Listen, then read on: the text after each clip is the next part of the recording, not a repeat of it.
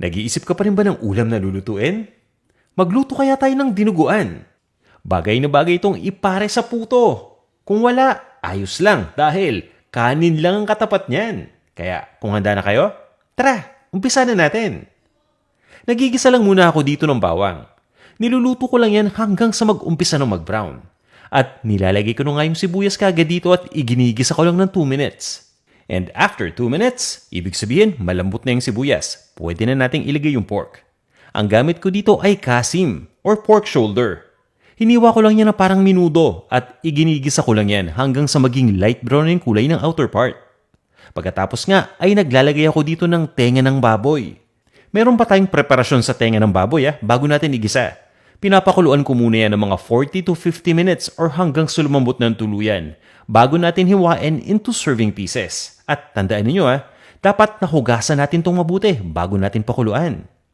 Ituloy nyo lang yung paggisa dito pagkalagay ng tenga ng baboy ng mga 2 minutes at maglagay na tayo ng suka.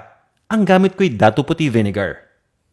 Pagkalagay ay tinatakpan ko lang tong ating lutuan at pinapabayaan ko lang na kumulo yung mixture. Haluin lang natin ito sandali at pagkatapos ay naglalagay ako ng beef broth. Of course, napakadami nating alternative ingredient dyan. Pwedeng tubig lang, maglagay tayo ng beef powder or pwede kayong gumamit ng beef cube or ng pork cube dito. Naglalagay din ako ng pinatuyong dahon ng laurel o yung dried bay leaves at para nga mabawasan yung lansa, ito, dahon ng tanlad. Takpan nyo lang yung lutuan at ituloy nyo lang yung pagluto gamit ang low heat setting. Kumbaga, sinisimmer lang natin yan hanggang sa lumambot na yung pork ng tuluyan. Sabay lagay na ng dugo ng baboy. Tandaan nyo na pagkalagay ng dugo, dapat haluin kagad para hindi ito mamuo. At ituloy nyo lang yung pagluto ng mga 12 minutes pa. So ayaw natin yung mapulang dugo, dapat talagang lutong-luto na.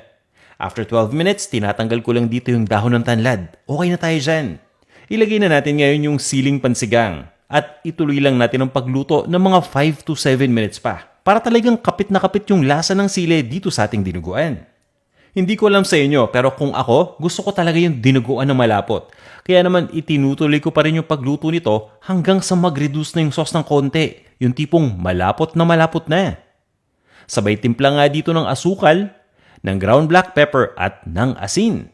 At kanya lang kasimple, ready na tong ating dinuguan.